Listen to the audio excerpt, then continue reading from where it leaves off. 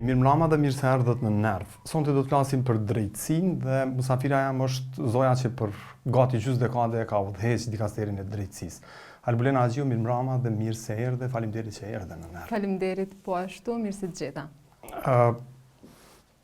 Ju nuk keni punuar përpara Ministrisë të Drejtësisë, hera e parë kur jeni fut Ministri të Drejtësisë, jeni fut si ministre e drejtësisë e qeverisë Kurti 2. Cila u konë gjendja që e keni gjetë aty? Në fakt, unë kam qenë ministre edhe në qeverinë Kurti 1, por edhe në qeverinë Kurti 2, ndonse në Kurti 1 ju e dini që ka qenë disa muaj në atë institucion, por që edhe më herët kam qenë deputete diku për 10 vite në Kuvendin e Republikës Kosovës, kam qenë antare Komisionit për Legjislacion fillimisht dhe pastaj kryetare Komisionit për Legjislacion. Dhe kjo ka bërë që të kem shumë informacione për mënyrën se si ndër vite ka funksionuar Ministria e Drejtësisë. Dhe në atë kohë gjithë një sfide kemi pasur mungesën e llogaridhënies nga ministrat, ish ministrat e drejtësisë në Komisionin për Legjislacion, më së shumti të sfida kemi pas me ish ministrin Abilar Tahiri, i cili edhe për kundër ftesave, domethënë nuk vinte dhe nuk raportonte. Një gjë tjetër që ka qenë problem është që Ministria e Drejtësisë për vite radhazi ka qenë shumë e mbyllur për qytetarët. Do me thënë, kishim shumë ankesa në Komisionin për Legjislacion që nuk po kthejnë përgjigje me kohë, ka shumë ankesa në raport me përgjegjësitë që ka Ministria e Drejtësisë.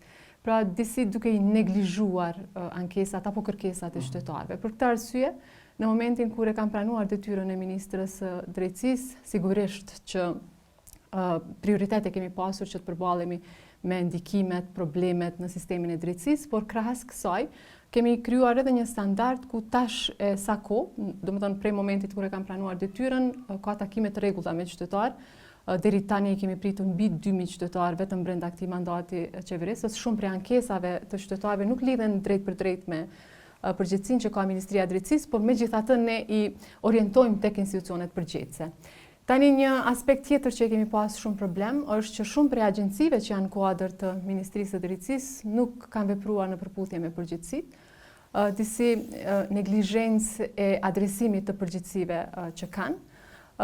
Një problem tjetër me theksu fillimisht që ne secili nga ministrat e kabinetit qeveritare ka pasur për obligim që në momentin kur e ka marrë detyrën me bën një skenim të gjendjes në institucionin që e ka drejtuar dhe auditim të brendshëm, jo nga ne, por nga auditorët e brendshëm. Kjo po më intereson, cila është gjendja kur e keni bërë skenimin. Dhe në këtë drejtim ne kemi marrë informacione për marrëveshje të dëmshme, të kundërligjshme, që ishin lidhur nga nivelet e larta në atë kohë, qoftë të shërbimit korrektues apo të Ministrisë së Drejtësisë. Për shembull, një nga unë e konsideroj skandal të madh sepse bëhet fjalë për pronën publike, është prona ish hotelit Vicianum. Ata që jetojnë sidomos në komunën e Vushtres e dinë se për çka saktësisht bëhet fjalë, por ka qenë edhe publike, ndonse shumë pak është folur për këtë skandal.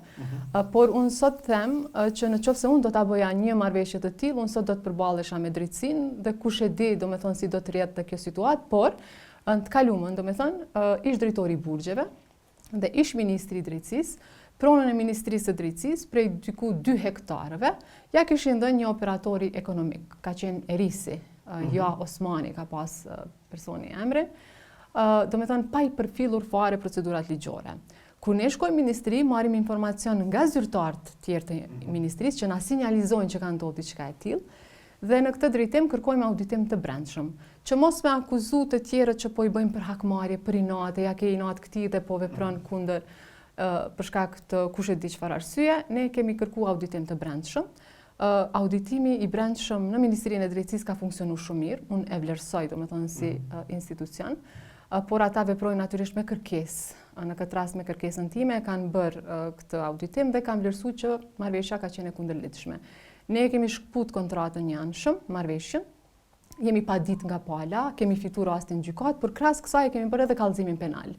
Pra kallëzimin penal e kemi bërë në prokurori, por shumë shpejt, domethënë në një kohë reale, vjen akt vendimi, tash nuk e dia për pushim të hetimeve apo për mbyllje të hetimeve, megjithatë, prokuroria ka qenë prokurori Milot Krasniqi, unë dyshoj që ka qenë në vendin e ngjarjes për me pas se çka ka ndodhur aty, por aso kohë ne jemi njoftuar që i kanë mbyll hetimet për shkak se keni ndalë dëmin. Domethënë në momentin kur ne pas kemi anuluar kontratën një anshëm, e kemi ndalë dëmin që mundet më shkaktu pra dhënien e pronës publike, por në qoftë se prokuroria kishte dalë në terren, e kish pa që aty ka qenë një hotel pra siç po e përmendish hoteli Vicianum, ka mundur të shfrytëzohet për nevojat e shërbimit korrektues, ka mundur për shembull që komuna e Vushtres me shfrytëzuar hapësirë për stacion të autobusëve, për parqe, kështu me radhë, por që e ka mbyll pa pasur, si me thënë, informacione të sakta se çka ka ndodhur me atë çështje. Prandaj për mua ka paraqit shumë problem, sepse për sa kohë nuk janë marrë me ata të cilët kanë nënshkruar kontrata apo marrëveshje të dëmshme, e kanë thirrë në intervistim auditorin. Pse ka vepruar kështu, pse e ka audituar, për çfarë arsye, kush ka thënë, ndonse auditori ka obligim. Pra kjo ka qenë një prej problemeve që ne kemi parë në atë kohë. Fatmirësisht tash e kemi mbrojtur, tash është pronë ende në Ministrinë e Drejtësisë sepse kemi nolë dëmin. Kjo është, domethënë, përgjithësi gjendja si ka qenë Ministri i Drejtësisë kur e keni marrë, ose në institucionet që janë nën Ministrinë e Drejtësisë. Ka qenë e keqe? Tash, ka pasur institucione të cilat kanë funksionuar mirë. Në Ministri i Drejtësisë kanë qenë 6 agjenci që janë në kuadër të ministrisë, që mbikëqyren nga Ministria e Drejtësisë, por së fundi e kemi krijuar edhe inspektoratin e Ministrisë së Drejtësisë, pra që janë bërë gjithsej 7.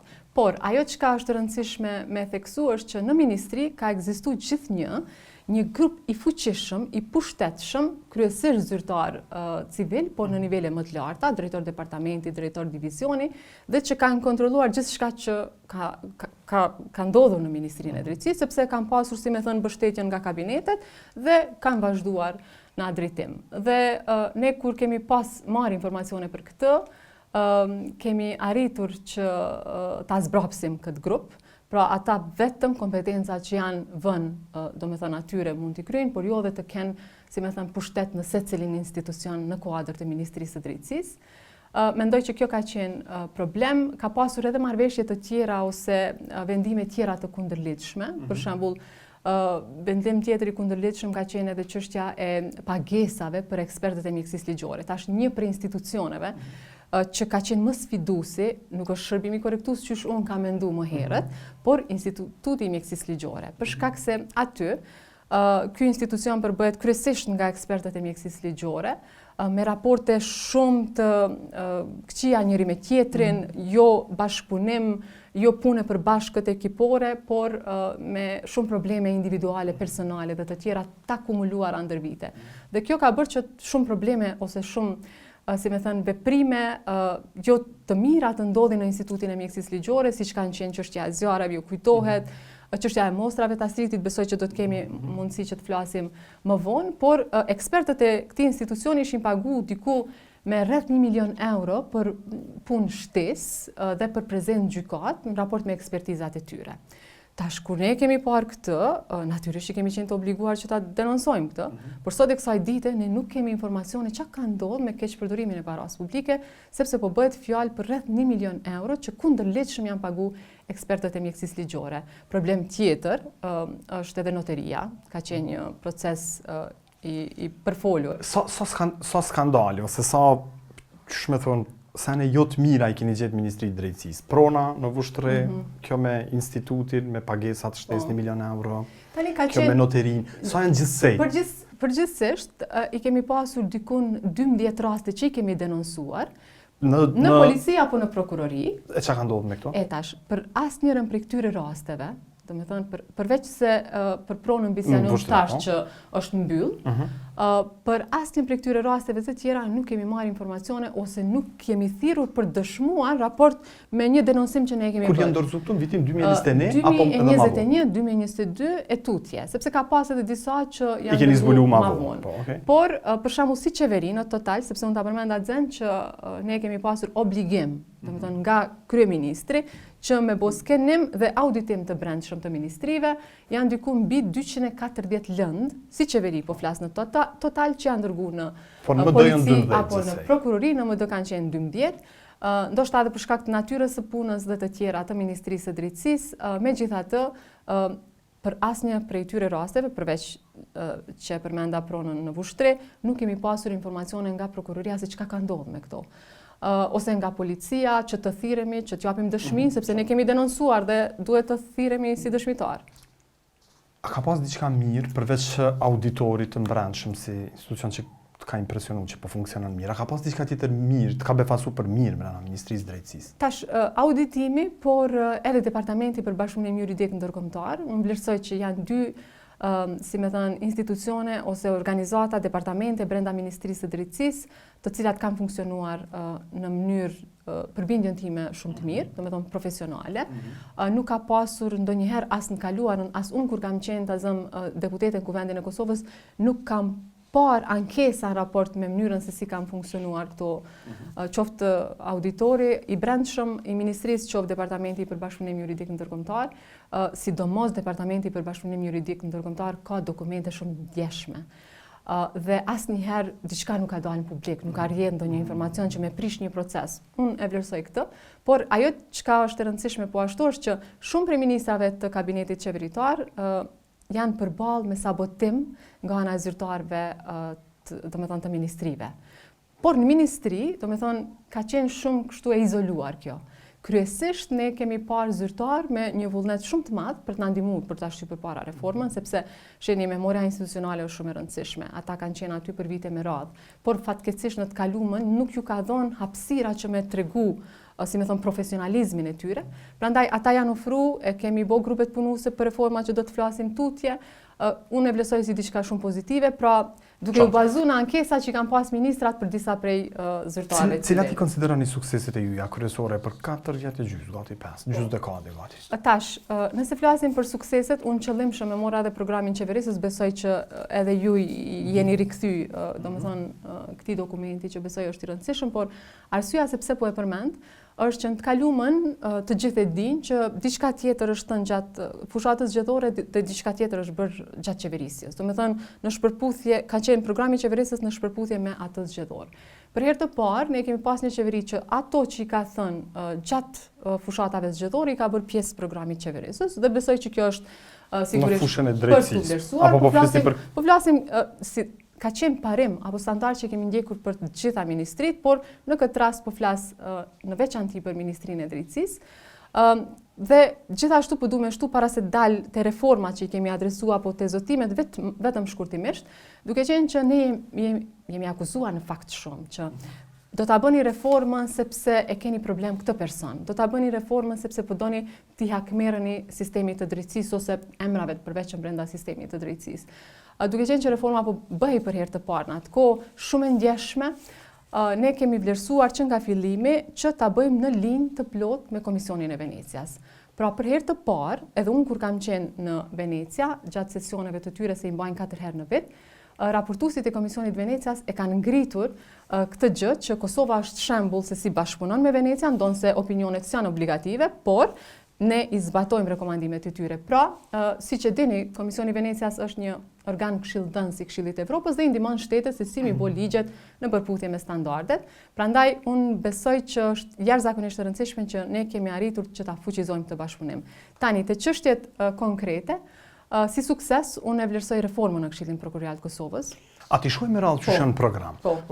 Unë e nxora programin e qeverisë 2021-2025, pjesa e sundimit ligjit, domethënë që lidhet me Ministrinë e Drejtësisë, duna me thënë publikisht që është 4-5 faqe, por shumë impresiv dhe është shumë ambicioz. Domethënë përbohet prej 5 pikave kryesore. E para thotë është përmirësimi i integritetit të institucioneve të drejtësisë, e dyta është reformimi i sistemit të drejtësisë, e treta është adresimi i gjenocidit dhe i krimeve të luftës, 4 është përmirësimi i shërbimeve të profesioneve të lira, avokatia, noteria dhe përmbaruesit privat, dhe 5 është parandalimje dhe adresimi i dhunës në familje ndaj grave dhe në baza gjinore.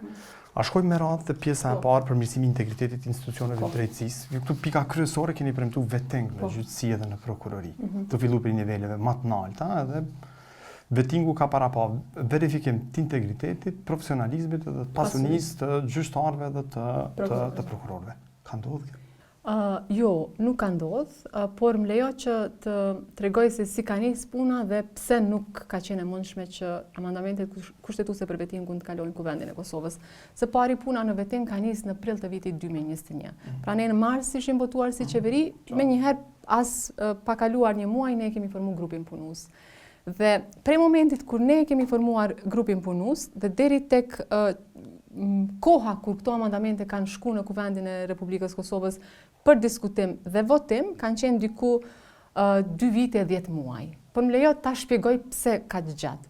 Në Ministri i Drejtësisë, puna e vettingut është përmbyllur për diku 16 muaj. Do me thënë 16 muaj ka marrë kohë që me i shkrua amandamentet kushtetuese për vettingun në sistemin e drejtësisë dhe në anën tjetër me i marrë opinionet pozitive nga Komisioni i Venecias. Në qershor 2022 ne kemi marrë opinionin pozitiv. Në shtator, bashkë me kryeministrin, e kemi dërgu pakon e vettingut tek kryetari i kuvendit Glauko Njufca. 3 muaj kanë marrë kohë Glauko Njufcës, kryetarit të kuvendit, që të bindë opozitën që të jenë pjesë e komisionit që do të trajtojë reformën e vettingut në sistemin e drejtësisë. Dhe e përmenda, si me thënë, shkurtin e vitit 2024, kur këto amandamente, pasi që kanë marrë opinionin e gjelbërt edhe nga, ose dritën jeshile edhe nga gjykata kushtetuese, pra gjykata kushtetuese pas 10 muajve, pra 10 muaj janë dashur gjykatës kushtetuese me na tregu a janë në përputhje me kushtetutën, përkatësisht me kapitullin 2, se lëshohet veç në kapitullin 2 që ndërlidhet me drejtat e njeriut, dhe pastaj komisioni ad hoc i ka procedu ato në seancën e kuvendit. Atë ditë, po të kishim votat e deputetëve të partive që përfaqësojnë komunitetin jo shumicë në Republikën e Kosovës, amandamentet kishin kalu. Pra me 15 shkurt të vitit 2024, amandamentet kushtetuese kishin kalu. Faji është deputete pakicave? Faji është të lista serbe, ndonse E keni ditur në fillim kur keni propozu në pikën e parë programit juaj për drejtësi, keni propozu vetting në gjyqësi dhe në prokurori. E keni ditur që duhet ndryshime kushtetuese? E keni ditur që duhet 2/3 e votave të minoriteteve? E kemi ditë për faktin se ndryshimet kushtetuese bëhen vetëm në qoftë se i ki 2/3 e deputetëve shqiptar dhe 2/3 e deputetëve që përfaqësojnë komunitetin jo shumicë në Republikën e Kosovës. Pra, kjo është e qartë. Dhe shumë shpesh unë jam ballafaqur me kritikën që po pse se ke bo vettingun pa ndryshime kushtetuese. Vetting tamam me një mekanizëm të jashtëm, pra që është jashtë institucioneve aktuale të drejtësisë, jo të jashtëm në kuptim ndërkombëtar, po si autoritet kalimtar për vlerësim të integritetit, nuk mundesh me bo pa ndryshime kushtetuese, sepse kushtetuta nuk lejon me kriju një mekanizëm tjetër, domethënë pa ndryshim kushtetues. Po jo keni pas qartë që ndryshimet kushtetuese nuk mund të bëu pa 2/3 e deputetëve, që do të thotë dash bashkëpunim me opozitën. Nuk mund të bëu pa 2/3 e deputetëve të minoriteteve etnike, që do të thotë bashkëpunim me minoritetet. Është dash bashkëpunim me Këshillin Gjyqësor të Kosovës, me Këshillin Prokurorial të Kosovës. Është dashur me bashkinë ndërkombëtare ndoshta. Do të thonë me krejt këta hisedar, nuk ka pas bashkëpunim. Përveç shoqërisë civile, ne asnjë prej institucioneve tjera nuk i kemi pasur partner në këtë reformë. Pra ka pas rezistencë shumë të madhe, sidomos nga sistemi i drejtësisë, madje i patën bojkotuar edhe grupet punuese për vettingun, sepse thonin atko që s'kemi probleme na me sistemin, aty këtu ndonjë, si me thënë, reformë që nuk ka ndonjë ndikim. Zonja Haxhiu, ju keni thonë që procesi i vettingut ka me qenë gjithë përfshirës. Ka me pas konsultime të gjëra me ekspertë fushës. Ka ndodhur me shoqëri civile, ka ndodhur me botën akademike, të gjithë kanë qenë pjesë e grupeve punuese, por partnerët ndërkombëtar kanë thënë që Kosova nuk ka nevojë për një vetting me mekanizma të jashtëm. Pse dështoi ky? Sepse ne kemi pas votat në kuvendin e Republikës Kosovës. Domethënë dështoi për shkak mos bashkëpunimit me opozitën. Disa zyrtarëve ndërkombëtar, lista serbe kur ata kanë fol se tash pasi që ne kemi marrë dritën e gjelbër edhe nga gjykata kushtetuese përveç Venecias paraprakisht, ndërkombëtarët kanë thonë në rregull. Gjykata kushtetuese vlerësoi pozitivisht këto amandamente, por shohim a mujmë ju ndihmu. Dhe tani kanë kërku, unë s'kam pas takime me listën serbe, por ata kanë thënë që kanë pasur komunikim me përfaqësues nga lista serbe dhe i kanë thënë pse s'qëndroni në sallë edhe me i votu amandamentet kushtetuese për vettingun, na kanë përmend çështjen e Zajednicës.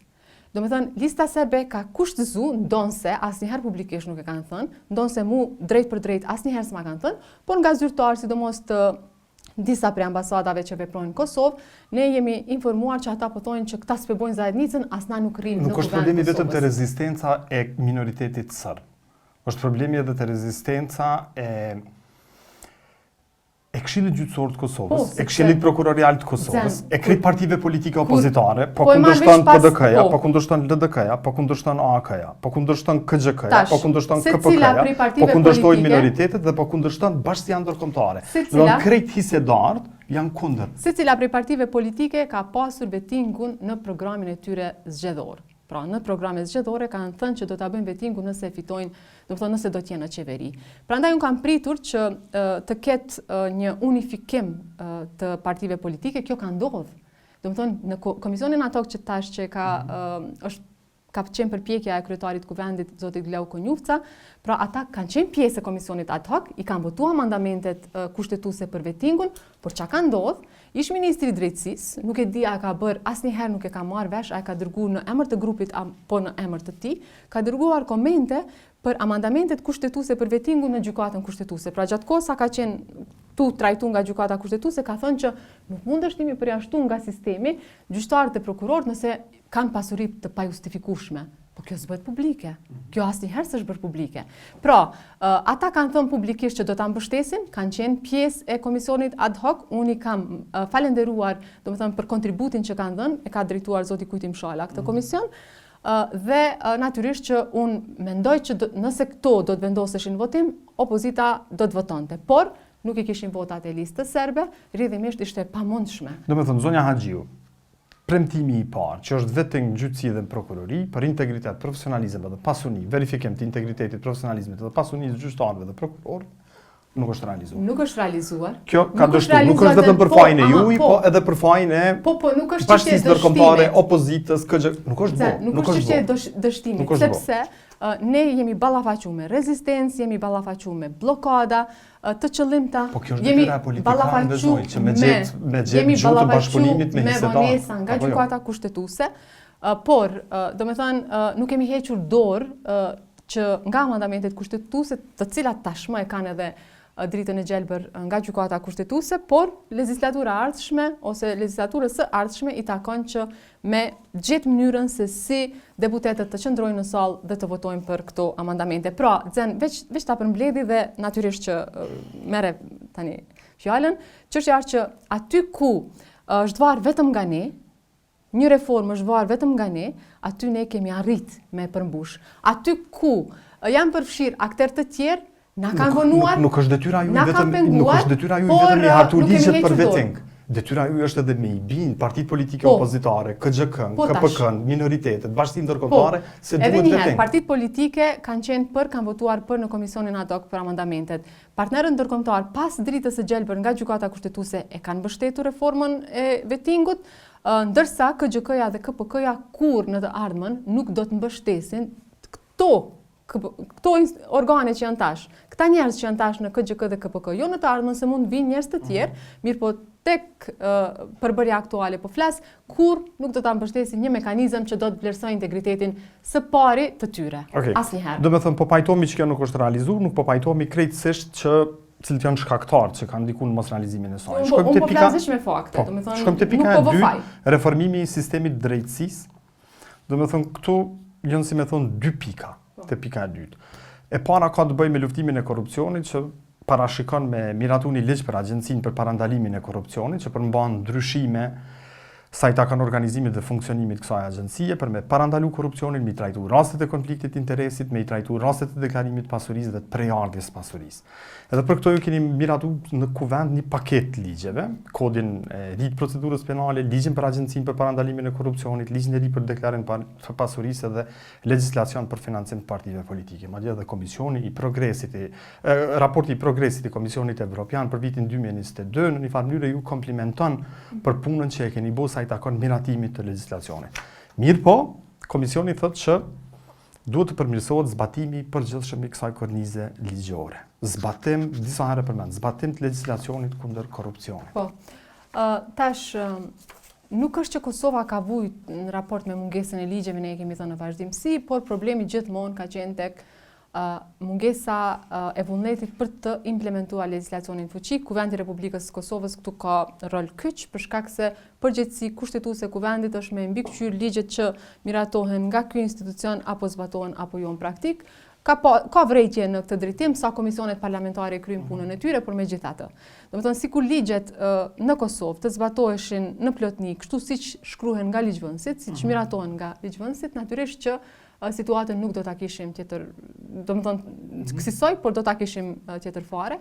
Për shembull, ne nuk do të kishim nevojë për ligjin për byron për konfiskimin e pasurisë, nëse ligji për zgjerimin e kompetencave për konfiskimin e pasurisë së fituar me vepër penale zbatohet. Dhe ky ligj është zbatuar me sa unë kam informacion, sepse këtë e di më së miri sistemi i drejtësisë, por vetëm në 5-6 raste. Po çka keni bëju për me u zbatu këto ligje që janë miratuar dhe që Komisioni Evropian po ju rekomandon prej vitit 2022 me i zbatu këto ligje? Po, unë mendoj që kjo është përgjegjësi kryesore direkte e Kuvendit Republikës Kosovës, por natyrisht ka pas përpjekje edhe në këtë rast të Ministrisë së Drejtësisë. Për shembull, këtë agjencia për parandalimin e korrupsionit, unë besoj që ligji për parandalimin e korrupsionit, se tash ju ka ndryshuar emërtimi, po është agjenci për parandalim të korrupsionit, mi dhënë fokus edhe tek rastet e konfliktit të interesit përveç deklarimit të pasurisë. Domethënë, unë mendoj që zbatohet tash. Janë komisionet parlamentare ato që bëjnë raportet të zbatimit. Raporti i progresit i vitit 2022 për shembull një për rekomandimeve e ka për Kosovën me forcu kapacitetin e agjencisë kundër korrupsion, aspektin e stafit dhe të ekspertizës.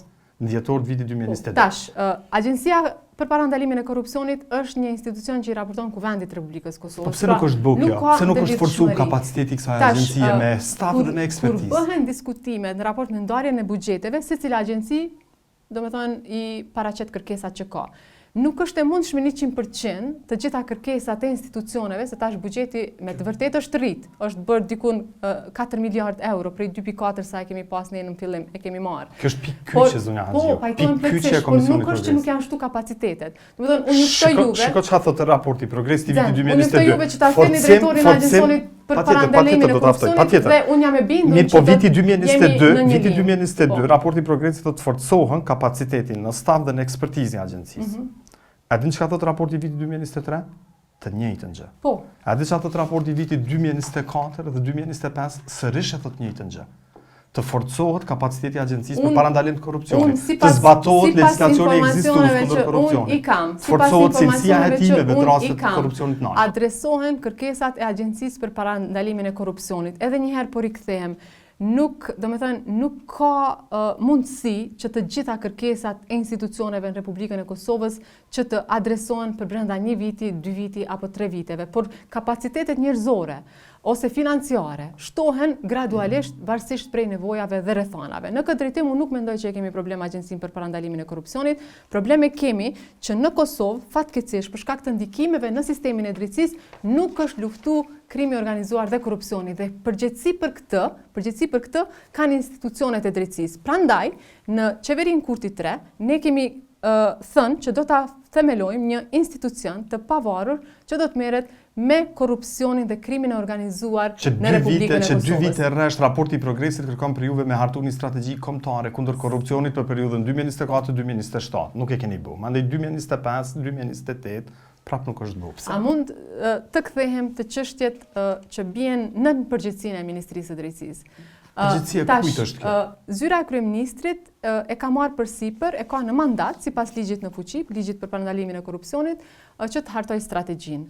Mirë po ka qenë procesi ma kompleks ndonjëherë, sepse ka pas tepër shumë komente nga organizatat e shoqërisë civile, nga partnerët ndërkombëtar, nga institucionet. Dhe unë jam e bindur në momentin që votohet qeveria, shumë shpejt do ta kemi edhe strategjinë për parandalimin e korrupsionit, por ligji më i rëndësishëm për me luftu korrupsionin, për me luftu pasurinë e pajustifikueshme, me konfisku atë është ligji për byron.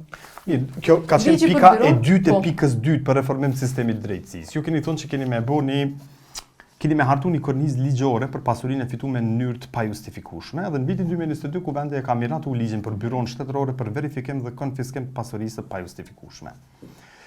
Disa muaj mas, Partia Demokratike e Kosovës, parti politike opozitare, ka çu rastin në gjykatën kushtetuese. Gjykata kushtetuese në korrekt viti 2024 ka marrë vende me erxu këtë ligj. Qeveria në vitin, domethënë ju keni bërë një ligj i cili e ka shkel kushtetutën. Kështu thot gjykata kushtetuese, por edhe këtë ligj kur e kemi bërë, kur kemi draftuar të njëjtin, ne jemi konsultuar me Komisionin e Venecias.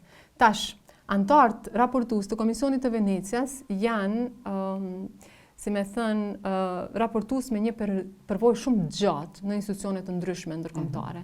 dhe ata na kanë dhënë dritën e gjelbër, sepse kanë thënë, duke qenë që Kosova ka probleme me mos luftimin e korrupsionit dhe krimit të organizuar, dhe ka shumë dyshime që shumë zyrtarë, veç duke qenë politikanë, janë bërë milioner, pra kanë krijuar pasuri të pajustifikueshme vetëm duke qenë politikanë, duke mbajtur një pozitë publike, ka qenë e rëndësishme që kornizës tonë ligjore t'i fshtohet edhe konfiskimi civil. Pra, konfiskimi civil nuk kupton që unë mund të mos bëj ndonjë vepër penale, mund të mos dyshohem për një vepër penale, mirë po, ky institucion byroja bën vlerësimin e pasurive të gjithë zyrtarëve në Republikën e Kosovës. Dhe kur shet që pasuria ime, për shembull nëse unë kam pagë 1.400 euro, 1.500 euro, dhe pasurin kam banesa pronat lujshme, pronat palujshme, në Kosovë, në Shqipëri, në vende tjera malore e bregdetare, agjencia të thret, edhe thot, unë nuk po paragjykoj, veç a mund është më tregu qysh e ke bo pasurin që e ki, priardhjen e saj, ka ke marrë. Edhe zyrtari duhet m'ia dëshmu që është nga të ardhurat e lehtëshme. A ki kredi, a shkak të punës, apo një biznes tjetër që pas ke pas, a të ka ndihmu dikush, kush ka ndihmu, apo trashëgimi, po.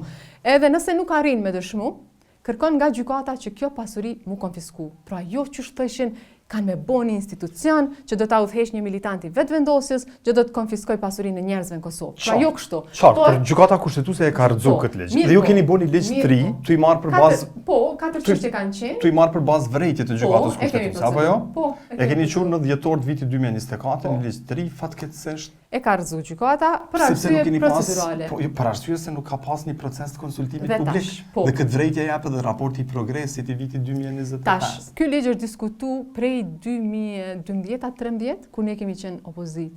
Domethënë 2 herë radhazi sa kemi qenë e opozitë, kemi proceduar një ligj të tillë, ndonë se jo me përmbajtjen e njëjtë, po tash, opozita në Kuvendin e Republikës së Kosovës me gjithë kritikat që ja ka bërë, domethënë sistemi të drejtësisë, në fakt unë ka menduar që opozitën do ta kemi partner serioz në betejën tonë për ta shtyrë përpara reformën drejtësi.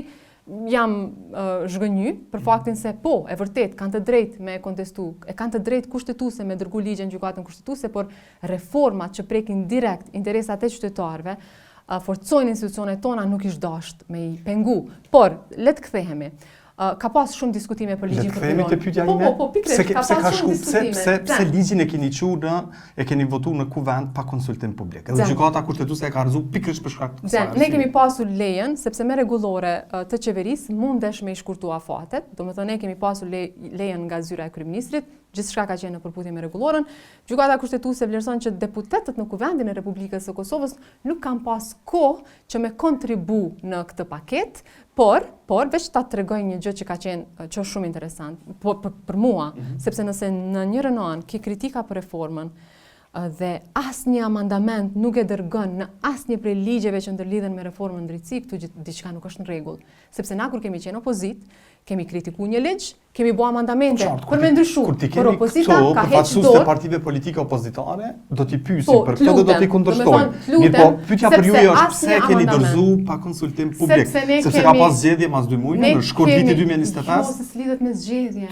Me çka lidhet atë? Pse jeni ngut me çu pa konsultim publik edhe me dështu një pikave të programit juaj që është konfiskimi i pasurisë së 2013. Këtë kanë është vonim, por nuk ka pështim. Po ju nuk do t'jeni po ministre e drejtësisë. Qeveria Kurti do ta ketë në programin qeverisës madje një prej veprimeve të para të ministrës apo ministrit të ardhshëm të drejtësisë do të jetë procedimi i ligjit. Do të thonë gjysmë dekade na shkoi, nuk ka veting, edhe nuk ka konfiskim dhe verifikim të pasurisë. Na kanë penguar edhe te reforma në Këshillin Prokurorial, por reforma tashmë në janar ka filluar zbatimi. Te kjo pika 2, te pika 2. Edhe te vetingu edhe te pika 2 e programit drejtësisë reformë në kështu, keni premtuar 3 gjykata.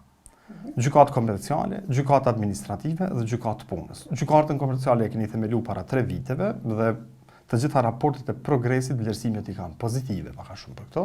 Gjykata e dytë administrative nuk është themeluar deri tash dhe pritet me u funksionalizu brenda disa muajve. Pse?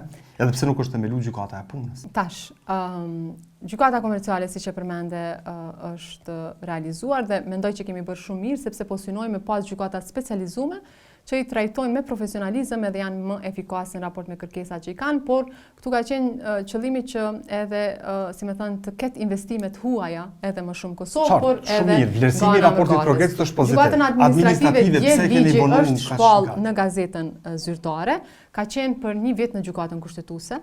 Do me thonë opozita ka kundërshtuar edhe këtë ligj në gjykatën kushtetuese në momentin që ka kaluar kuvendin e Kosovës. Pse? Do me thonë, për çka? Nëse po ju friksohesh byros për konfiskimin e pasurisë, pse duhesh me dërgu gjykatën administrative në gjykatën e punës, pse nuk e keni themeluar? Dhe tash, çka kemi bëni? Kur kemi nis punën në gjykatën administrative, këtu kontribut shumë të madh ka dhënë ushtruesi i detyrës së ministrit zoti Blerim Sallahu me ekipin tjetër të Ministrisë së Drejtësisë, domethënë është marrë drejt për drejt me këtë ligj. Por ajo çfarë ka ndodhur në grupet punuese është që sistemi i drejtësisë ka thënë ka qenë pjesë e grupeve punuese për gjykatën administrative, kanë ndihmuar shumë, por kanë thënë që nuk kemi nevojë me bëj gjykatë të punës sepse nuk ka shumë lënd nga sistemi i drejtësisë. Domethënë nuk ka nevojë sepse nuk ka shumë lënd që ndërlidhen me marrëdhëniet e punës, kontestet nga marrëdhënia e punës. Prandaj ne kemi bërë gjykatën administrative që do ta ketë një departament që do të merret edhe me rastet e marrëdhënieve, kontestet nga marrëdhënia e punës. Prandaj mendoj që e kemi zgjidhur problemin, sepse kushdo në Republikën e Kosovës do ta ketë një problem në raport me çështjet e punësimit, do t'i drejtohet gjykatës administrative. A shkon te pika e tretë, se po shkon koha shumë shpejt. Pika e tretë është adresimi i gjenocidit dhe krimeve të luftës. Keni thonë që kemi fuqizuar kapacitetet profesionale të prokurorisë speciale për adresim të krimeve të luftës, edhe i keni fuqizuar kapacitetet dhe ka pas dënime më shumë se sa akt akuza kështu për ata që kanë kryer krime lufte në Kosovë gjatë viteve 98-99, më shumë se sa që ka pas për 20 vjet. Kjo është e qartë. Mirë po. Raporti i progresit i vitit 2025 po thotë që numri i prokurorëve të caktuar në departamentin e krimeve të luftës, zyrës prokurorit specializuar është i ri. Por departamenti përballet me vështirësi në trajtimin e numrit të madh të lëndëve të mbetura që moti dhe vazhdojnë të ekzistojnë shqetësime lidhur me cilësinë e akt akuzave. Tash çështja është që adresimi i krimeve të luftës ka qenë një nga prioritetet e qeverisë Kurti. Pra ka qenë pjesë edhe programit qeverisës dhe në këtë drejtim, domethënë kemi punuar që nga fillimi i mandatit, në të kaluamën ka pas një përpjekje që mundësisht mos më fol për krimet e luftës, por që ne kemi avancuar shumë në këtë drejtim. Shqetësimet lidhur me cilësinë e akt akuzave. Po, tash përgjegjësia për vlerësimin e akt akuzave në raport me cilësinë e tyre i takon institucioneve përgjegjëse, në këtë rast Këshillit Gjyqësor dhe Këshillit Prokurorial. Çfarë mundet me bëj Ministria e Drejtësisë? Ministria e Drejtësisë mundet vetëm me pa nëse ka ndonjë politikë të re që mundet me shtu në mënyrë që akt akuzat me qenë cilësore. Mundet me ndihmu, po nuk kena pas kërkesa. Domethënë nuk kena pas kërkesa nga raporti i progresit. Sepse Këshilli Gjyqësor dhe Këshilli Prokurorial e kuptojnë që është problem, por thonë në vazhdimsi që ne jemi duke punuar me Akademinë e Drejtësisë. Akademia e Drejtësisë bën trajnime të gjyqtarëve dhe prokurorëve. Jemi duke bërë trajnime, jemi duke punuar me partnerët të kontar në mënyrë që ata mund zhvillu profesionalisht. Raporti i progresit po e thot SOP, shqetësime lidhur me cilësinë e akt akuzave. Për rastet e krimeve të luftës. Tash, problemi qëndron këtu, që fillimisht përgjithësi në rastet e krimeve të luftës i ka pas UNMIK-u, pastaj EULEX-i. 2018 janë transferu komplet institucioneve të drejtësisë për kaqësitë e prokurorisë speciale. Mirë, po unë mendoj që kjo kohë e humbur ka bërë që gjyqtarët dhe prokurorët të mos jenë profesionalisht, domethënë të mos e kenë, si me thënë, aspektin profesional shumë të zhvilluar në raport me këto raste, sepse për herë të parë i kanë marrë në duart e tyre në 2018. Në fakt edhe mas luftës fillimisht, por pastaj ishin marrë kompetencat nga UNMIK-u. Por kjo s'do të thotë që unë pajtohem që akt akuzat janë të dobta. Domethënë, nuk është që kanë bërë ndonjë vlerësim. Mirë po, kur një akt akuz merr një vendim gjyqësor dënues, unë nuk mendoj që është akt akuz i dobët. Mund të jenë më të mira, por megjithatë. Pikë tjetër ka qenë themelimi i Institutit për krimet e luftës. 3 vjet mas marrjes së qeverisë, domethënë vitin 2021 mars u zgjedh qeveria, ju një zgjedh ministri i drejtësisë, për 3 vjet nuk është themeluar Instituti për krimet e luftës. Po, unë mendoj që asnjë zotim nuk mundet brenda natës. Jo, po janë 3 vite, janë 36 muaj. Po, instituti edhe kur është themelu për herë të parë pas 2 dekadave. Për herë të parë bëhet një ligj. Institut ka pas, por është një ligj. Po jo me ligj. Mirë, kjo është temë ndoshta që nuk është mirë me diskutu me juve sepse nuk është themeluar prej Ministrisë Drejtësisë, po është themeluar prej Kryeministrit të Kosovës, prej qeverisë. Po është nën zyrën e Kryeministrit, ndoshta është më mirë me sfidu Kryeministrin kur vjen këtu për cilësinë dhe punën e atij. Po e lë Kryeministrin që flas. 2 vite pas themelimit të këtij instituti, ne sot nuk e di ende numrin e të vrarëve gjatë luftës në Kosovë. Do të diskutojmë me Kryeministrin. E vlerësoj shumë që ne kemi themeluar tashmë një institut e ka hartuar Ministria e Drejtësisë, por është në kuadër të zyrës Kryeministrit. Janë rekrutuar staf, do me thënë, po bëhet një punë shumë e madhe, 6 zyra rajonale janë hapë, 38 staf janë rekrutuar, por deri në fund të vitit 2026 do t'jenë diku numri i stafit 74. Dhe unë jam e bindur që do të arrijnë me përmbush mandatin e tyre. Talojmë me Kryeministrin se kam shumë vrejtje për punën e këtij instituti, por talojmë ta diskutojmë me të. Një pikë tjetër ka qenë platformë reparative keni premtuar. Do me thënë, e cila do t'ju synoj për llogaritjen e dëmeve njerëzore dhe materialet shkaktuara gjatë luftës, dhe do të ketë kompenzim për këto. Kjo do t'jetë edhe në kuadër të institutit, do me thënë përgjithësi edhe e institutit. Por një pikë tjetër, për shembull, keni thonë kornizë ligjore për personat e zhdukur. Plot herë vetë kryeministri ka përmend që do të zgjidhet çështja e zhdukurve në mandatin tonë. Po e vërtet. Kanë kaluar 5 vjet. Po e vërtet. 1620 persona kanë qenë zhdukur dhe deri tash është zbarë fati vetëm 571, me sa unë kam informacione, kanë mbetur për 5 vjet do të thonë edhe 1571, por këtu nuk është problemi te mungesa e punës dhe vullnetit nga ana e Qeverisë Republikës Kosovës.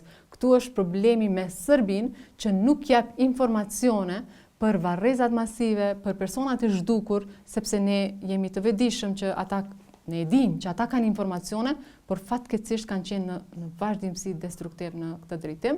Natyrisht ne kemi pritur këtu nga partnerët ndërkombëtar që të bëjmë punën e tyre, presionin. Nështë edhe partnerët ndërkombëtar presin për juve diçka. Ne kemi qenë shumë të hapur, ne nuk kemi asgjë për të fshehur në këtë drejtim. Sepse për 1500 personave të zhdukur, agresori ka qenë Serbia dhe jo Kosova, ne jemi shumë të hapur për çfarëdo informacioni që mund ta kemi në raport me komunitetet tjera. Pra, sepse jemi të vetëdijshëm që është edhe një numër që janë komunitet tjetër, prej atyre shqiptar, por që ka pas përpjekje maksimale, për këtë është marrë më shumë zëvendës kryeministri Besnik Bislimi dhe zoti Andin Hoti, ka pas përpjekje maksimale që kjo çështje të trajtohet dhe të jetë prioritet edhe në Bruksel. Pika e fundit e kësaj pikës 3 për krimet e luftës, për gjenocidin, për kështu është padia ndaj kundër Serbisë në gjykatën ndërkombëtare të drejtësisë. Unë mendoj që pajtohesh plotësisht që nuk është diçka e lehtë, është shumë e ndjeshme. Unë pajtohem me gjitha që gjitha janë të vështira. Para një viti e gjysmë, kjo çështje ju ka transferu Ministrisë së Drejtësisë, ne kemi ndërmarrë veprime në këtë drejtim. Para një viti e gjysmë? Po, sepse ka qenë në kuadër të zyrës së kryeministrit. Okay. Pastaj Ministria e Drejtësisë duke pasur përgjegjësinë raport me adresimin e krimeve të luftës, e kemi marrë përsipër që të zhvillojmë procedura në këtë drejtim, për shkak se është çështje shumë e ndjeshme, nuk më lejohet që të flas më tepër se sa kaq. Domethënë, unë bëj shkelje nëse flas më tepër se sa kaq, sepse nuk mendojmë që duhet të ketë informacione raport me punën që kemi bërë deri më tani. Janë edhe 2 pika tjera që kisha pas qef me ditë më shumë prej jush se çka keni bërë për këto. Përmirësimi i shërbimeve të profesioneve të lira, domethënë notarëve, avokatëve dhe përmbaruesve privat, edhe për parandalimin dhe adresimin e dhunës në familje ndaj grave dhe me bazë gjinore. Po, ndëlidhem me dhunën familje direkt se mendoj që është shumë e rëndësishme, për shkak se për herë të parë qeveria ka marrë përgjegjësinë raport me përgjegjësitë që ka për adresimin e dhunës në familje, dhunës me baza gjinore, kemi pas program qeverisës, me krahasu me programe tjera asnjëherë s'ka ndodhur diçka e tillë. E kemi thënë, dhuna në familje nuk është çështje private, nuk duhet mbetet e izoluar, përgjegjësinë duhet ta marrin institucionet. Në këtë drejtim ne përveç se kuvendi ka miratuar ligjin për parandalimin e rasteve dhunës në familje, ne kemi themeluar sekretariat në kuadër të Ministrisë së Drejtësisë, kemi ashpërsuar dënimet në rastet e dhunës në familje. Për shembull, persona të cilët ushtrojnë dhunë familje për një kohë, varësisht që të cakton gjykata, nuk mund të punësohen në institucione. Kemi adresuar edhe çështjen e programit për kryerësit e dhunës në familje, sepse mendojmë që duhet punohet enkas edhe me kryerësit e dhunës në mënyrë që ata kur të përfundojnë dënimet, tashmë ky program është bërë në bashkëpunim me Këshillin e Evropës në Dubravë, po nguten për shkak të kohës, po më janë shumë keq që po flas kështu shpejt, por kemi avancuar në këtë drejtim, kemi bërë hallkat elektronike për dhunuesit, pra në momentin kur gjykata vendos një person që nuk guxon më u afru viktimës, vendoset një hallk elektronike në këmbë në mënyrë që të përcjellet që mos kemi raste ku ai afrohet viktimës dhe tenton ta sulmojë atë. Kemi bërë masën për punësimin e viktimave të dhunës në mënyrë që t'i pavarësojmë viktimat e dhunës në familje për shkak se gjendja e tyre financiare në të shumtën e rasteve është e rëndë. Po ashtu jemi duke punuar edhe për strehimore të reja. Planifikimet janë që të bëhet një strehimore në veri për shkak se s'ka strehimore në veri, ka pas më herët, por nuk ka qenë licencuar, Ministria e Drejtësisë nuk ka mundur që ta mbështes. Kemi mbështetur strehimoret që strehojnë viktimat e dhunës në familje. Ajo që unë sot kam vrejtje dhe vazhdoj të flas me zë të lartë në këtë drejtim është që dënimet nuk janë të ashpra në raport me dhunusit, por po ashtu edhe ka shumë raste që ende dhunusit prokurorit themelore në Republikën e Kosovës i lirojnë në procedura të rregullta.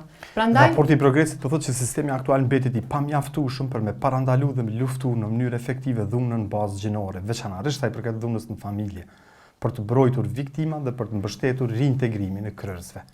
Qëndrimet thellësisht rrënjosura patriarkale vazhdojnë të përjetësojnë stereotipe gjinore dhe të pengojnë përparimin drejt barazisë gjinore. Po, ka pas përpjekje, ka pas avancim, po puna nuk duhet ndalet.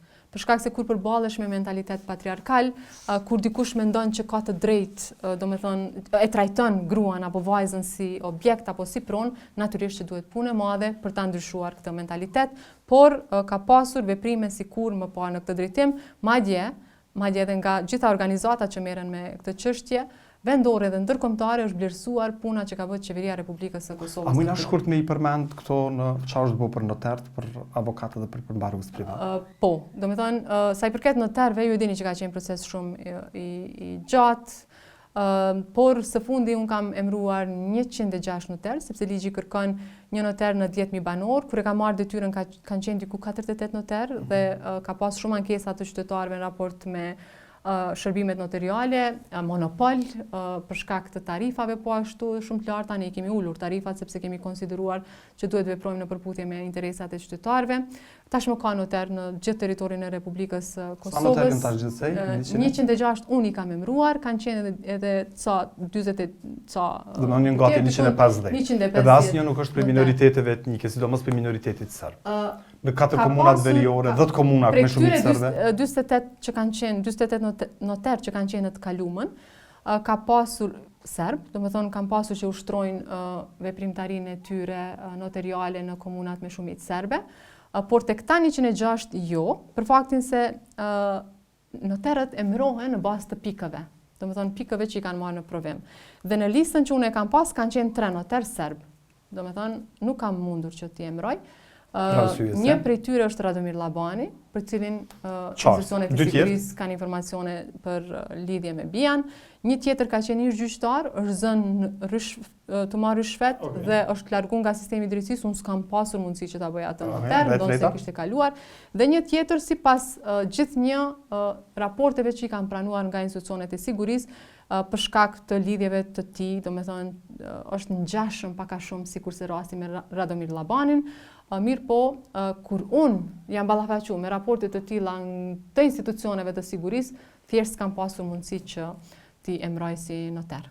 Por Xen ka pasur të punësuar serb në institucione tjera. Për shembull, shërbimin korrektues janë punësuar diku 8-9 serb. Domethënë nuk ka të bëj kjo që ne jemi kundër serbëve siç. Jo, vetëm nuk është në rregull mos me pas notar të komunitetit serb, sepse mandej kështu po ju japim se janë dy kategori të politikanëve ose të veprimtarëve politik që i kontribojnë themelimit të asociacionit komunave me shumicë serbe. Një ata që e kanë nënshkruar për arsye që dihet se kanë qenë të shantazhuar dhe të kështu, po dhe një tjetër është që nuk i respektojmë ligjet dhe nuk i promovojmë drejtat e minoriteteve etnike dhe kështu i japim argumente të forta se duhet me pas asociacion. Në fjalinë e parë të programit për drejtësi të qeverisë 2021-2025, thuhet që vizioni juaj është drejtësia e pavarur, e panshme, efikase dhe profesionale. A është sot drejtësia e pavarur, e panshme, efikase, profesionale? Jo, ashtu siç ne do donim. jo ashtu si që janë Çka synimet duhet me tona. bo, se do me thonë, për gjysmë dekade keni pas pushtetin edhe keni pas mundësi që me kontribu, me punu që drejtësia me qenë e pavarur, e paanshme, efikase dhe profesionale. Mendoj që I keni lyp 50.2%, 50.2% i keni marrë. Ju kemi dhonë prapë si qytetar 51.2%, çka duhet me bo tjetër që ju me reformu drejtësinë, me bo të pavarur, të paanshme, efikase dhe profesionale. reformat që ne kemi nisur në 2021 duhet të jetësohen. Pra, reforma në Këshill Prokurorial ka ndodhur, do më thonë shumë shpejt do t'i ndijmë efektet pozitive të saj, ende ka rezistenca e saj. Do më thonë, ende kryeprokurori ushtruesi detyrës së kryeprokurorit sot i bën rezistencë kësaj reforme, edhe pse ka hyrë në fuqi, pati reagime nga partnerët ndërkombëtar me komunikata për media kundër kësaj rezistence.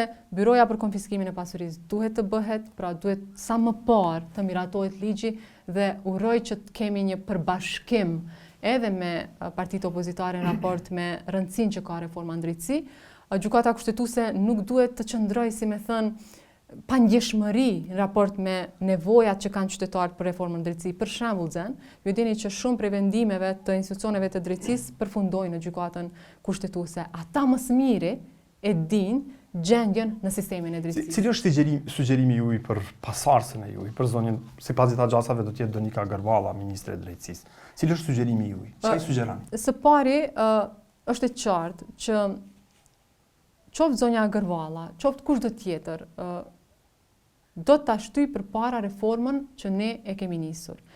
Të gjitha zotimet që ne i kemi dhënë, do t'i shtyjmë përpara, natyrisht që unë do të takohem me zonjën Gërvalla, me çdo që ka nevojë, si me thënë, edhe për informacione, edhe me ushtruesin e detyrës, pra do të takohemi. Natyrisht që t'i shohim bashkë cilat janë prioritetet, ato që nuk presin, pra që duhet të shtyhen përpara sa më shpejt.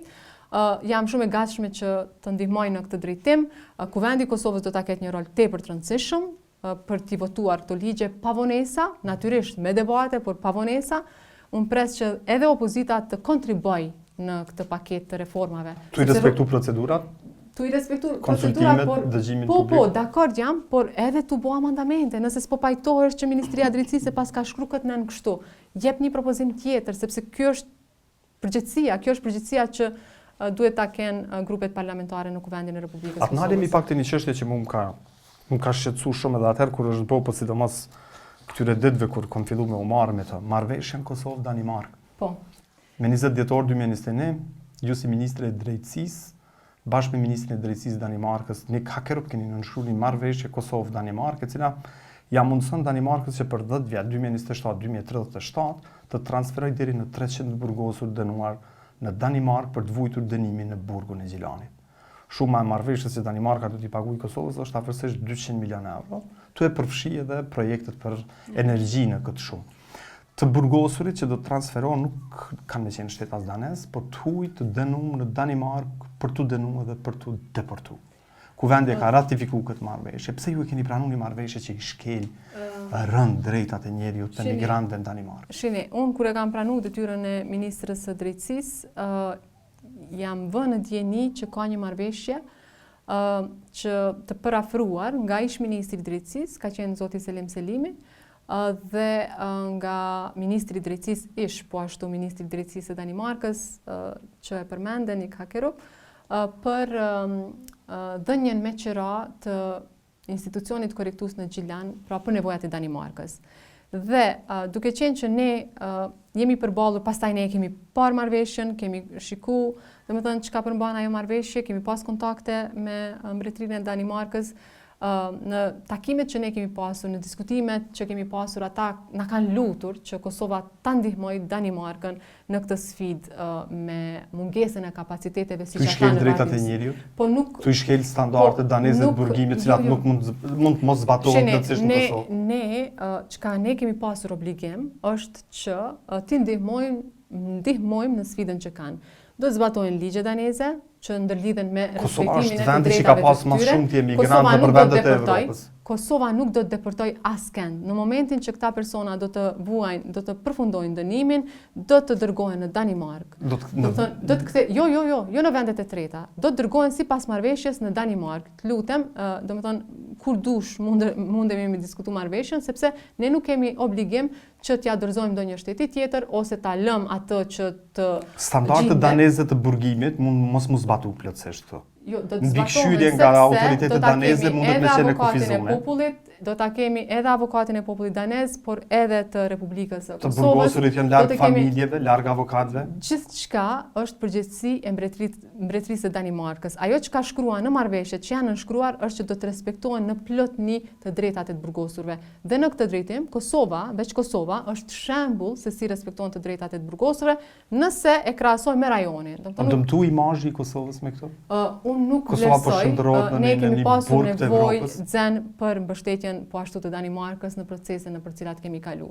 Liberalizimi i vizave, Këshilli i Evropës, pastaj çështja e antarësimit të Kosovës në Bashkimin Evropian, e kemi mik aleat, do me thonë që e konsiderojmë tepër të rëndësishëm, prandaj edhe kemi vlerësuar që t'i ndihmojmë në këtë drejtim. Kosovën në burg për Evropën, me dëmtu imazhin ndërkombëtar të Kosovës si 10. 5 vjet plus 5. Po nëse Kosova pas 5 viteve, sipas marrëveshjes, tërhiqet një anshëm, do me thonë, kjo mjafton që mos vazhdojë tutje. Do me thonë edhe ju indirekt po e pranoni që nuk është marrëveshje e mirë, përderisa po thonë që mas 5 viteve mund të tërhiqemi. Nuk mund ti duar trokas, apo kupton, por unë po them që çka nëse nesër na kërkojnë edhe shtete tjera në gjë të tillë.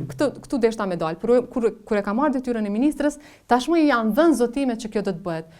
Neve e kemi diskutuar në qeveri, na u ka duk, si me thënë, jo në rregull që ti themi tash jo Mbretërisë së Danimarkës, por ka pas kërkesa edhe nga shtetet tjera, përgjigjja jonë ka qenë jo, sepse Kosova për herë të parë ka bërë një marrëveshje të tillë, nuk kemi ndonjë interes për marrëveshje të reja. Edhe Belgjika na ka pasi mundësi për këto. Po, ka pasur që na janë nga ambasadat tona, domethënë kudo që i kemi. Domethënë ju e pranoni që kjo nuk është marrëveshje e mirë, përderisa edhe marrëveshje të tjera prej vendeve tjera nuk i keni pranuar. Unë me çështë që e kemi bërë për herë të parë, nuk është, si më thon, diçka që ne do të themi që do ta bëjmë sërish.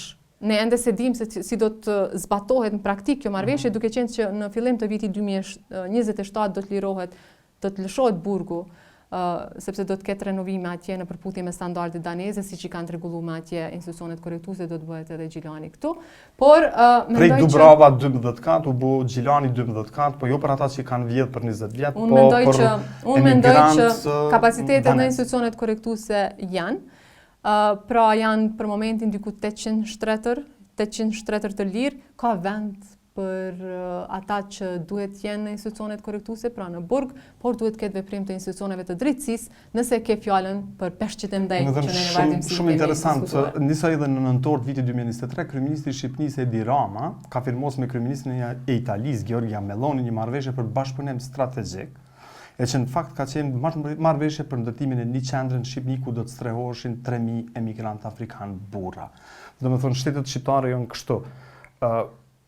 Politikanët në Shqipëri e trajtojnë Kosovën dhe e paraqesin e portretojnë sytë e botës si një qendër për strehim të emigrantëve, kurse Kosova si një burg për vendet e Evropës. Po them edhe një herë, me çka pasur zotime para neve, para se ne të vinim qeveri dhe për afrime të kësaj marrëveshje, ne kemi vlerësuar që me çka edhe lutje nga Mbretëria e Danimarkës të ndihmojmë në kërkesën e tyre për shkak që nuk kanë kapacitete në burgjet e tyre. Gjithnjë, përgjigja e unë nuk kam shku mi kontrollu institucionet korrektuese daneze sa vendet lira i kanë, por zyrtarisht, do me thënë, na është thënë që nuk kanë vende në institucionet korrektuese dhe nuk planifikojnë të ndërtojnë të reja.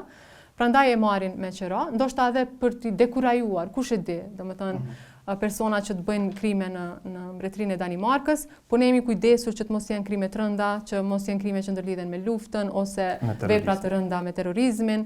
Linda Kjar Minke, profesoresh në Departamentin e Drejtësisë në Universitetin e Danimarkës Jugore dhe eksperte për marrjen me qirat burgjeve, në një intervistë me 30 korrik 2024 ka thënë që marrëveshja Danimark-Kosovë është crazy.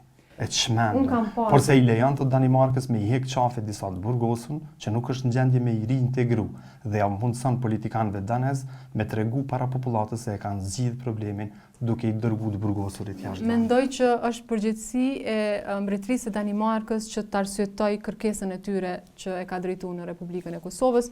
Ne vetëm jemi gjendur një kërkesë të tillë, sepse kemi vlerësuar që kemi partner serioz dhe kemi nevojë për mbretërinë e Danimarkës. Unë kam parë edhe reagime të tjera, studius dhe persona të cilët janë marrë me të drejtat e njerëzit.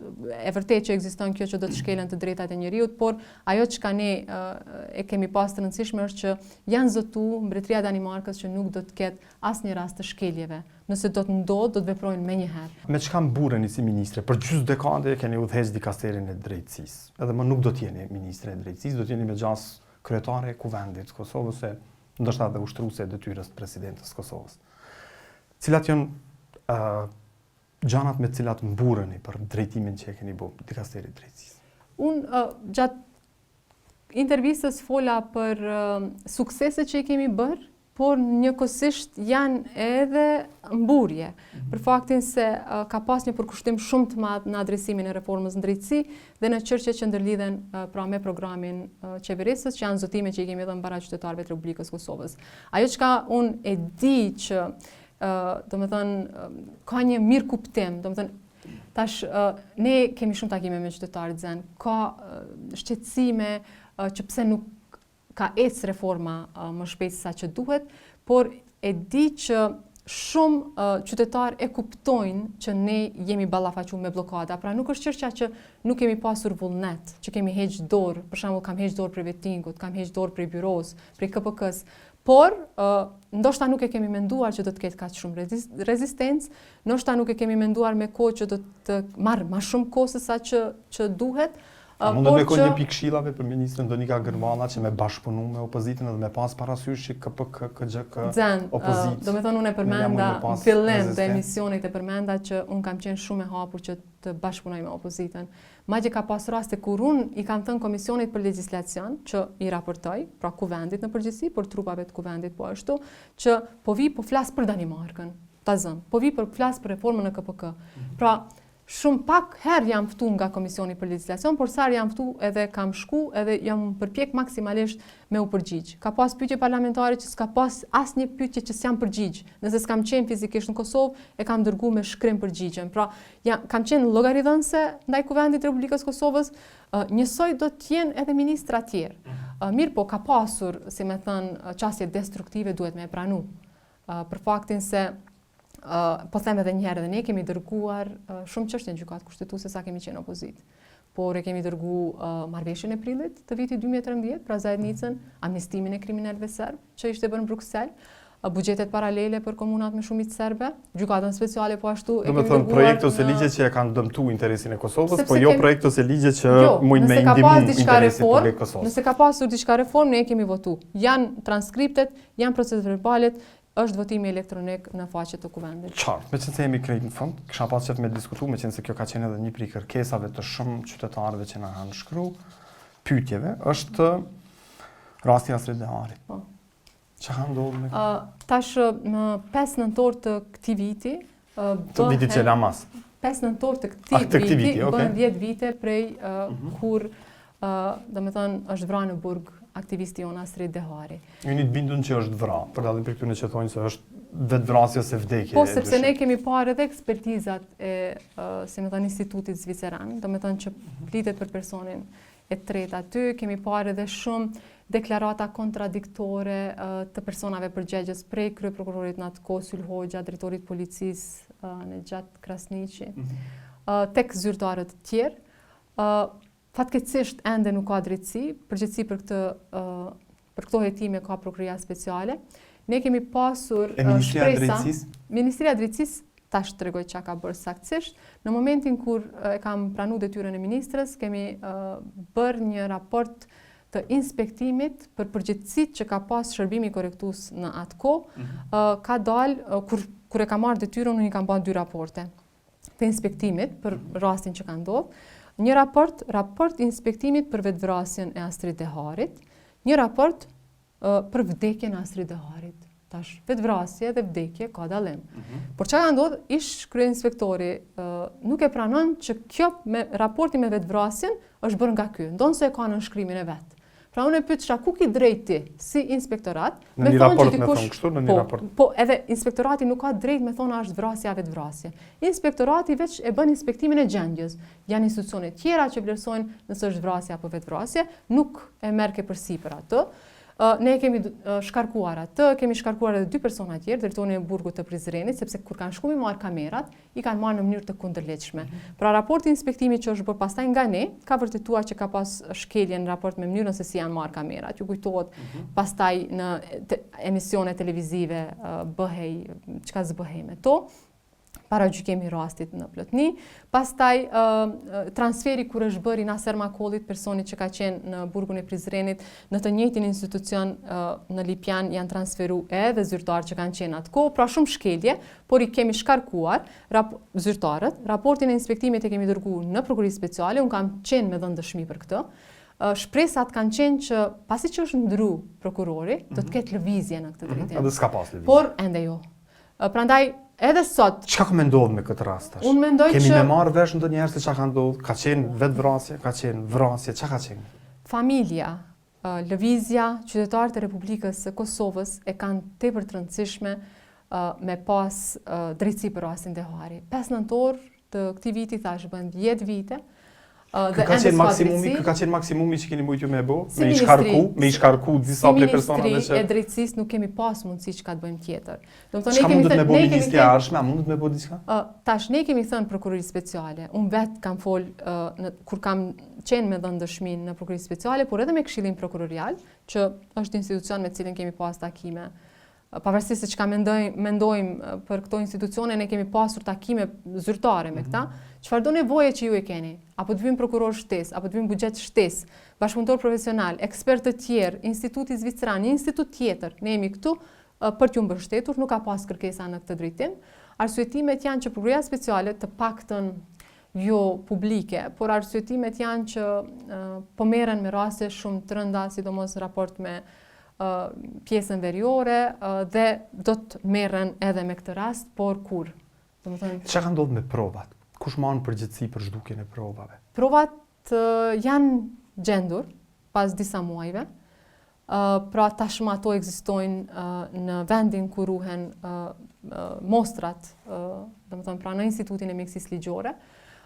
Unë e nisa këtë diskutim me rastin e, si me thënë, ndalesave që ju a kemi bërë pagesave të kundërligjshme të ekspertëve të mjekësisë ligjore.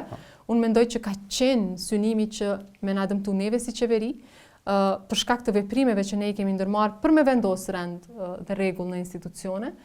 Qëllimshëm dikush, por kur them dikush janë vetëm 3 persona zen, që e kanë pasur qelsin e vendit ku ruhen mostrat. Vetëm 3 persona. Ka që lehtë ka qenë që prokuroria bashkë me policin me identifiku kush është personi që i ka prek mostrat e Astrid Deharit. Pra i kanë marrë 3 persona, është ndërmarrë farmace ndaj tyre? Ne i kemi larguar, i kemi pezulluar, fatkeqësisht janë kthyer nga institucione tjera, nga këshillat qysh zakonisht ne i ballafaqohemi. Po institucionet gjyqësore kanë ndërmarrë masa ndaj këtyre 3 personave? Jo, ende. Pa dija këtë akuzë. Jo, ende. Pra prokuroria speciale ka nën kompetencë këtë, ende nuk ka, si me thënë, epilog as për zjarret në IML e as për rastin e mostrave të Astrid Deharit. E rëndësishme është që ato janë gjendë, por duhet ketë drejtësi. Po mi me kuptu, qysh mundet me u reformu sistemi i drejtësisë? Kjo është krejt për fund. Qysh mundet me u reformu sistemi i drejtësisë? Nëse nuk i kishi pas 50%, kishim thëmë, sikur ti kishin pas 50%, do shta kishin reformu. Qysh me abo mi reformu këto institucione, prokurori, gjykatat? S'po mjafton 50% çka do të më vë? Unë jam shumë optimiste që Kosova do të arrijë ta ketë një sistem të fuqishëm të drejtësisë, që nuk i intereson emri i përveçëm i personit që hetohet, por vepra që ka bërë, pavarësisht kush është ai apo kush është ajo. Institucionet drejtësisë që do t'i shërbejnë drejtësisë, do t'i shërbejnë qytetarëve dhe jo interesave grupore, individuale apo të oligarkëve të ndryshëm në Republikën e Kosovës. Jam shumë optimiste për këtë. Por natyrisht që do të kemi sfida gjatë rrugës. Unë jam e bindur që edhe ministri i ardhshëm i drejtësisë, ju e përmendet zonjën Donika Gërballa me të drejtë, sepse është propozuar nga kryeministri Kurti vitin e kaluar. Mirë po, kurdo që do të jetë në të ardhmen, unë jam e vetëdijshme me çka do të ballafaqohet, pra me një rezistencë shumë të madhe, sepse tash kur për 2 dekada, do me thënë, je rehat, komod, natyrisht që reformat që vijnë pastaj t'i prishin interesat. Dhe do ta ketë mbështetjen e juaj. Natyrisht qeverisë dhe kuvendit. Sonja Haxhiu, faleminderit shumë që ishit me ne. Faleminderit, suksese edhe juve për emisionin.